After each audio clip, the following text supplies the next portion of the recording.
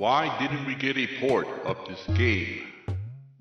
A new segment brought to you by a VPN. Any VPN out there. I don't care which one you use, whatever. And water. Comes out of your tap. For free, believe it or not.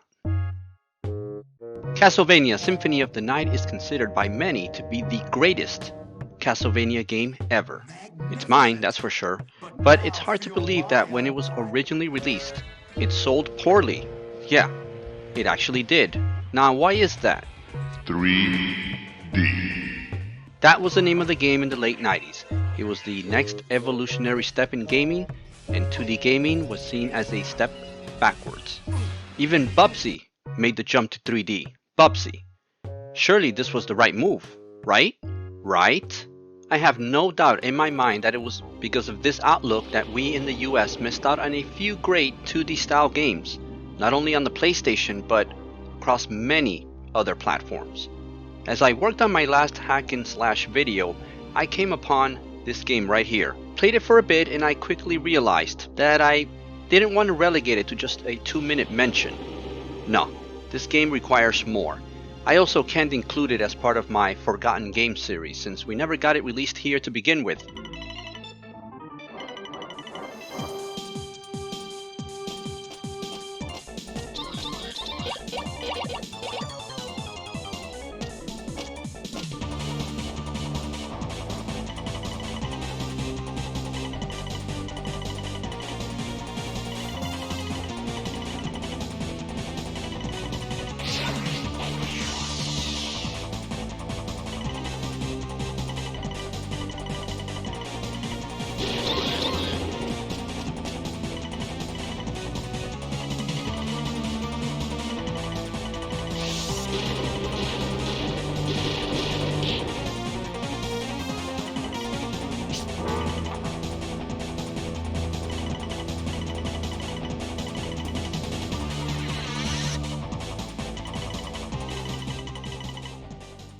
So the game has you playing as Ralph, an adult who gets turned into a kid by a wizard after he steals your girlfriend and...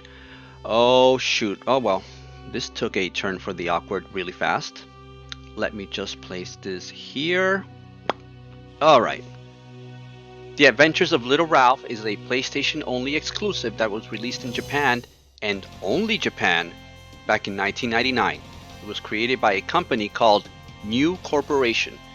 They only made one other game for the PS1 called Boxer's Road, another Japanese-only PS1 title that actually got a sequel on the PSP. But again, that one was also a Japanese exclusive. The Adventure of Little Ralph here initially started development all the way back in 1991. It was being developed for the X68000 before development shifted over to the PlayStation. Now, for those out there that may not be familiar with the X68000, it was a computer released by Sharp in 1987 and it was exclusive to Japan. That computer had some really nice specs for the time and it was known for porting over arcade titles almost flawlessly. The developers of The Adventure of Little Ralph were heavily influenced by earlier action platformers. Yogi Ryuta, who worked as a designer in the game, cites games such as Rastan and Wonder Boy as inspirations when creating this game. They wanted to give the fading 2D genre a title that would remind others what great platformers and action games used to be like before the 3D revolution would fully take over. Little Ralph was no doubt a victim of publishers not seeing 2D as a profitable investment. So let's take a look at the game. Now, before you even think about playing the game, go to settings and change the difficulty level to normal. If you leave it on easy, you won't be able to access the last 2 stages of the game and therefore, you won't be able to finish it.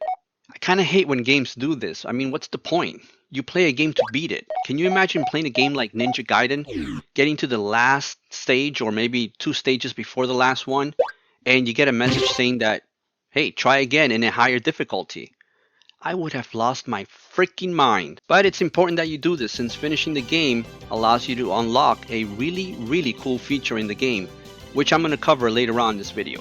So the next day, after you put some clothes on and after grabbing a sword that just happened to appear from the sky as they usually do to young kids, you set off on your quest. Right from the intro, you're going to see that the game's colors, the artwork, and overall aesthetics are reminiscent of a 16-bit title, but with more animation and colors that take advantage of the spruced up 32-bit console power. If you were coming from a Super NES background of platformers, this title made you feel right at home. Now, make no mistake, this is a platformer with plenty of hack and slash action. If platformers are not your thing, stay far away from this one. It is chock full of jumping, timing, but luckily, tight controls to help you along the way. There are many moving platforms, some sliding, others retracting to the background, and sometimes even some that crumble right underneath your feet. This section reminded me of Castlevania Rondo of Blood when you are crossing the bridge. Ah, good times.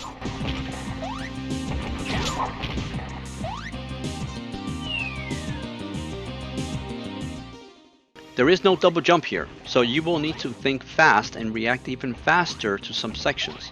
The good thing is that unlike a Castlevania game, you aren't committing fully to your jump. The controls here allow for movement after jumping, a big help in a game like this.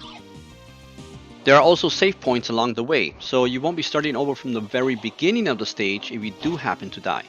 These points are not visually noticeable. There are no save points or checkpoint flags or any type of other graphical cue to let you know when you cross that safe spot. The stages are also separated into 4 parts, as indicated at the top left part of the screen.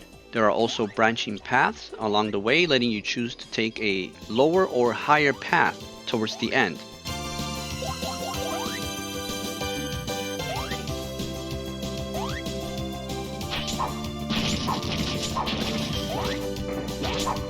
Some might have less enemies but more platforming, and some might have more enemies but also allow you to pick up more power-ups. Speaking of power-ups, there are a few of them. You have 2 types of sword upgrades, one that enhances the reach of your sword swings and another that lets you shoot fireballs.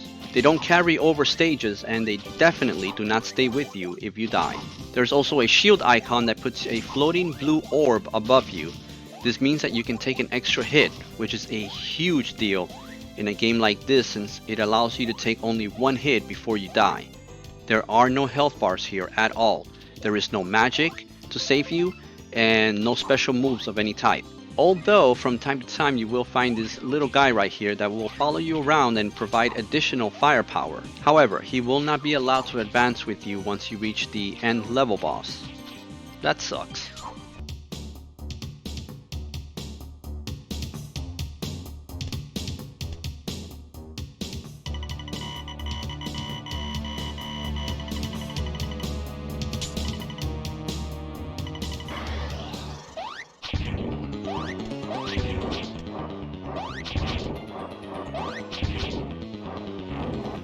You can also thrust down with your sword or use it to knock some enemies into others, like a golf club.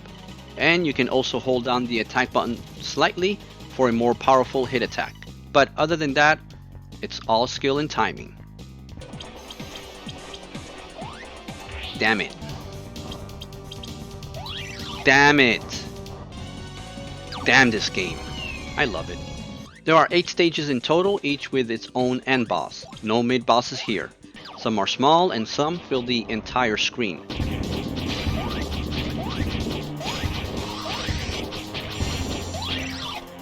They aren't difficult to the point of being unfair either. As with many platformers, it's all about pattern recognition and patience. Once you get that stuff down, they become easy. This goes for regular enemies as well. Speaking of enemies, there is quite a few of them here. Each level has its own feel and enemies that inhabit it. They are animated and drawn well, like these little guys here riding small piggies. Aside from enemies, you will also have to contend with dangerous stage obstacles like this one. They can catch you by surprise and are a quick reminder to always keep your guard up, since death comes to you from all directions.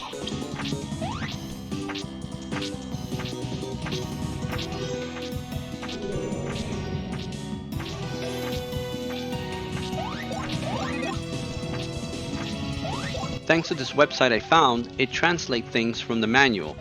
I found out that by collecting a certain amount of hearts, you will be rewarded 1 extra life. The fruits you collect are only for points. Not a big deal these days, but there was a time when high scores meant everything. To some, it still does. In Japan, the company New Corporation actually held a contest to see which could rack up the highest scores in the game. Winners would get prizes such as a mini disc player, for example, so it went a bit beyond just bragging rights. You actually got cool prizes. That's pretty neat. Once the game is beat, you get to access a one-on-one fighting game using Ralph and the bosses of the game as selectable characters.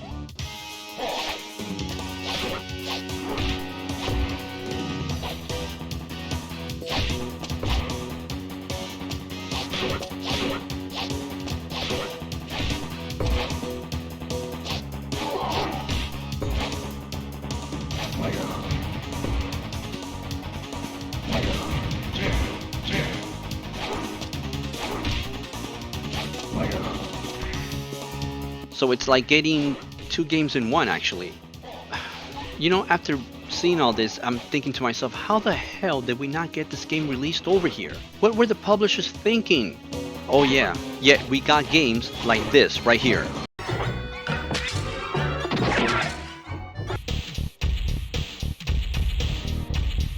I also noticed the continue screen looked very similar to another game that I grew up playing and owning back in the day. That's a nice little nod to one of the most influential shooters to ever grace the arcade and console scene. This game had it all. It was available to purchase through the PlayStation Store back in the PS3 days, but I'm not sure if it was available for purchase in the US digitally as well. Unfortunately, I looked up the game for purchase in Steam and other digital storefronts, and I could not find it. What a shame. Even if it's not translated, it is still a very solid and fun platformer you can pick up and enjoy. Worse yet is, if you do want to purchase the game and actually own it, yeah, good luck. The prices on eBay, they're insane. Wait a minute, hold on, go back there.